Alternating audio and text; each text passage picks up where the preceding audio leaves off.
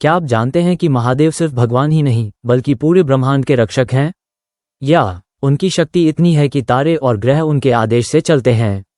और आज मैं आपको उनके सबसे बड़े रहस्य के बारे में बताऊंगा। तैयार हो जाए, क्योंकि यह कहानी आपके होश उड़ा देगी।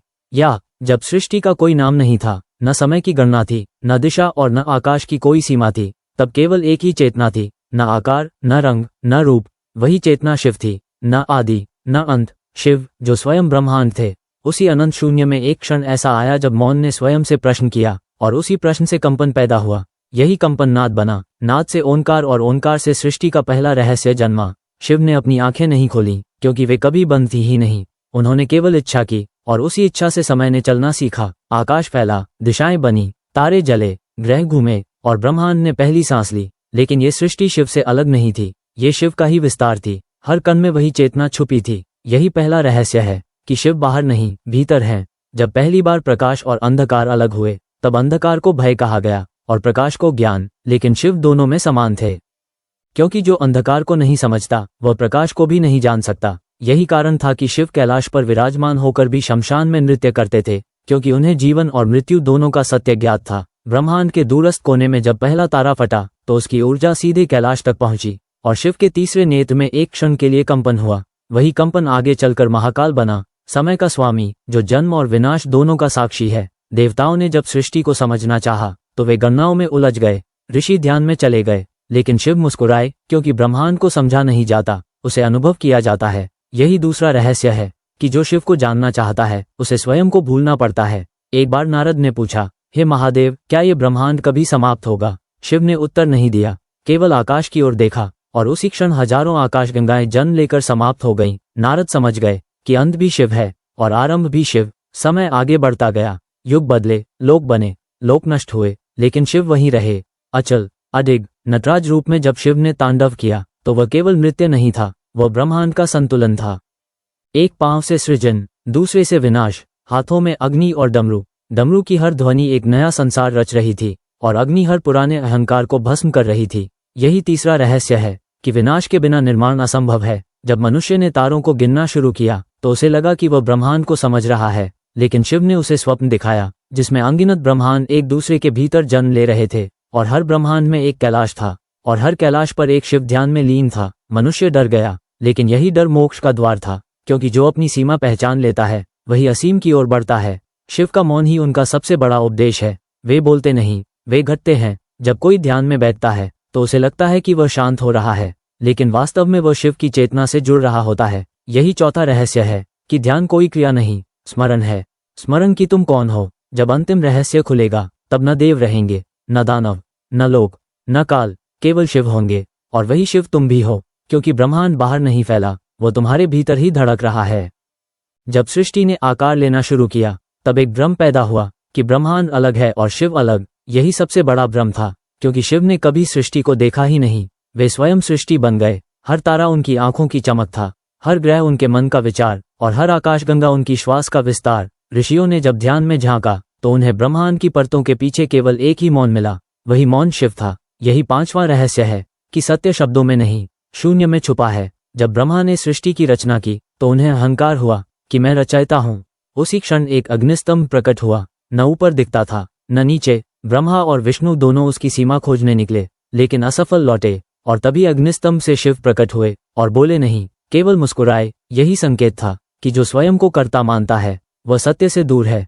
समय आगे बढ़ा, लोकों में हलचल बढ़ी। देवताओं ने अमृतत्व चाहा, दानवों ने शक्ति, मनुष्यों ने सुख, लेकिन शिव ने कुछ नहीं चाहा, क्योंकि जो सब कुछ है, उसे चाहने को कुछ नहीं बचता। यही छठा रहस्य है कि इच्छा ही बंधन है और वैराग्य ही मुक्ति। जब समुद्र मंथन हुआ और हलाहल निकला, तो सृष्टि कांप उठी, देव भागे, दानव डर गए, और तब शिव आगे आए। उन्होंने विष पिया, लेकिन निगला नहीं, कंठ में रोक लिया।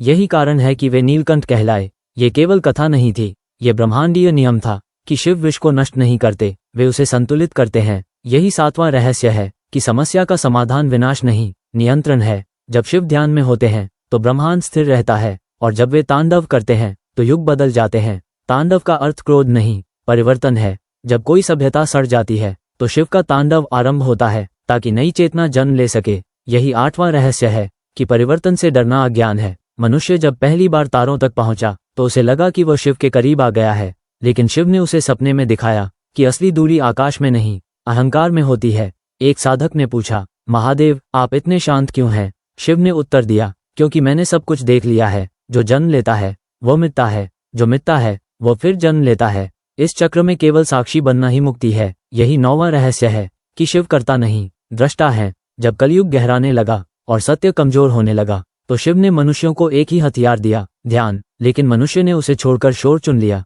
इसीलिए आज भी शिव ध्यान में है, प्रतीक्षा में कि कब मानव फिर से भीतर की ओर देखे, क्योंकि जिस दिन मनुष्य ने स्वयं को जान लिया उस दिन उसे शिव को ढूंढने की आवश्यकता नहीं रहेगी। और जब अंतिम तांडव होगा तब न अग्नि होगी, न ध्वनि, न प्रकाश, केवल मौन होगा। और उसी मौन में सब कुछ विलीन हो जाएगा और फिर से एक इच्छा जन्म लेगी और वही इच्छा फिर शिव बनेगी, फिर ब्रह्मांड बनेगा, क्योंकि यह अंतहीन खेल है, लीला, शिव की लीला।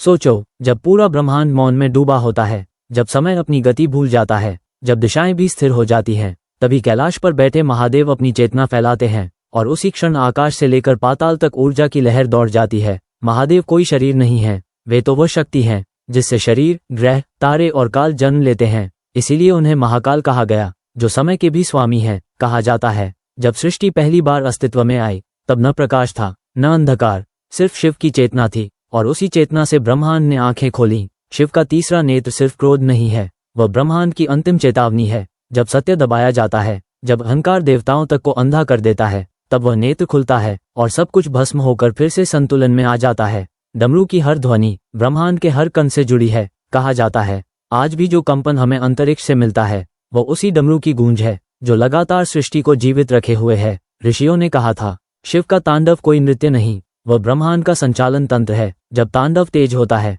तो परिवर्तन आता है और जब धीमा होता है तो स्थिरता। महादेव ने विष पिया पर निगला नहीं, क्योंकि अगर निगल लेते तो सृष्टि जल जाती। उन्होंने उसे कंठ में रोक लिया ताकि दुनिया सांस ले सके।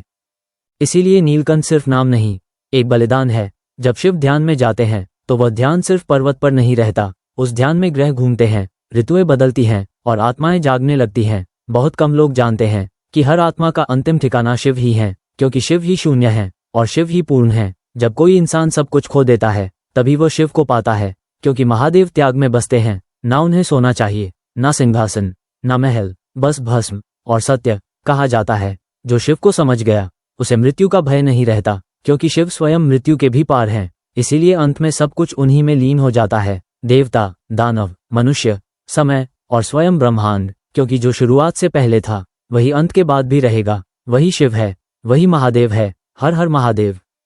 सोचो, जब ये ब्रह्मांड अपने अंत की ओर बढ़ता है, जब तारे बुझने लगते हैं, जब ग्रह टूटकर शून्य में विलीन होने लगते हैं, तब भी एक शक्ति स्थिर रहती है। वह शक्ति है महादेव, क्योंकि शिव का अंत नहीं होता, वे प्रलय के भी साक्षी हैं। शास्त्रों में कहा गया है प्रलय कोई विनाश नहीं बल्कि विश्राम है, और उस विश्राम में पूरा ब्रह्मांड शिव की गोद में सो जाता है। जब सब कुछ समाप्त हो जाता है तब न आकाश रहता है, न पृथ्वी, न समय, सिर्फ शिव रहते हैं, अनंत मौन में लीन। कहा जाता है उस मौन में भी एक कंपन होता है और वही कंपन अगली सृष्टि का बीज बनता है।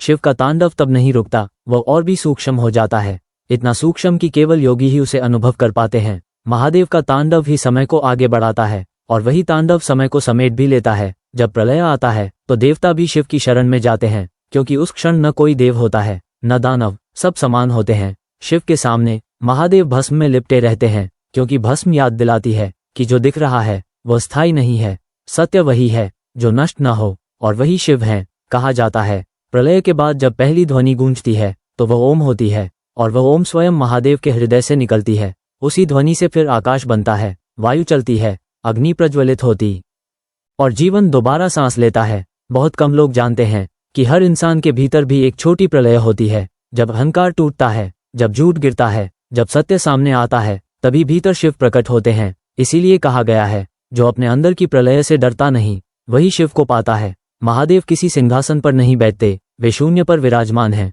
जहां न इच्छा है, न भय, न बंधन। और शायद यही कारण है कि जब सब कुछ समाप्त हो जाएगा तब भी जो रहेगा वह शिव ही होगा, क्योंकि जो शुरुआत से पहले था, जो अंत के बाद भी रहेगा, वही महादेव है, वही ब्रह्मांड की अंतिम सच्चाई है। हर हर महादेव। सोचो, जब इंसान सब कुछ पा लेता है, नाम, धन, सम्मान, तब भी उसके भीतर एक खालीपन रहता है। वही खालीपन शिव की याद दिलाता है, क्योंकि महादेव बाहर नहीं भीतर मिलते हैं। शास्त्रों में कहा गया है आत्मा का कोई रूप नहीं होता और शिव भी निराकार है। इसीलिए आत्मा और शिव अलग नहीं है, बस चेतना का स्तर अलग है। जब इंसान खुद को शरीर मानता है वह डरता है, जब खुद को आत्मा मानता है वह मुक्त हो जाता है, और यही शिव का मार्ग है। महादेव किसी को आदेश नहीं देते, वे अनुभव कराते हैं। जब भीतर का शोर शांत होता है तभी शिव की उपस्थिति महसूस होती है। कहा जाता है हर सांस के साथ एक अदृश्य जप चलता है और जो उसे सुन ले वह शिव के सबसे पास होता है। शिव का मार्ग त्याग का नहीं, बोध का मार्ग है। सब कुछ छोड़ना नहीं पड़ता, बस सब कुछ समझना पड़ता है। जब अहंकार टूटता है तभी आत्मा जागती है और उसी क्षण भीतर नृत्य करते हैं महादेव। यह नृत्य बाहर दिखाई नहीं देता पर जीवन की दिशा बदल देता है। बहुत कम लोग जानते हैं कि मृत्यु शिव की नहीं, भय की समाप्ति है, क्योंकि जो शिव को जान लेता है वह जान लेता है कि कुछ भी वास्तव में मरता नहीं, रूप बदलता है। जैसे दिन रात में बदलता है, शिव शमशान में इसलिए रहते हैं क्योंकि वहीं सत्य सबसे साफ दिखता है। जहां अंत दिखता है वहीं अनंत का बोध होता है। जब साधक ध्यान में गहराता है तो पहले विचार टूटते हैं, फिर पहचान टूटती है और अंत में मैं भी टूट जाता है। उसी क्षण शिव प्रकट होते हैं, न किसी रूप में, न किसी नाम में, बस शुद्ध चेतना के रूप में। इसीलिए कहा गया है शिव को खोजने मत निकलो, खुद को जानो, क्योंकि जो स्वयं को जान लेता है वही शिव को पा लेता है। और शायद यही अंतिम सत्य है कि शिव कोई दूर का देव नहीं, वे तुम्हारी सांसों में हैं, तुम्हारे मौन में हैं, तुम्हारी आत्मा में हैं। और जब ये समझ आ जाए तो जीवन साधना बन जाता है और मृत्यु भी भय नहीं रहती, क्योंकि जो आत्मा को जान गया वह शिव में लीन हो गया। हर हर महादेव। तो दोस्तों, अगर आपको ऐसे ही नए और ज्ञानवर्धक वीडियो पसंद आते हैं तो हमारे चैनल गौरव कुमार ज्ञान को अभी सब्सक्राइब करें। महादेव की कृपा सदा तुम पर बनी रहे।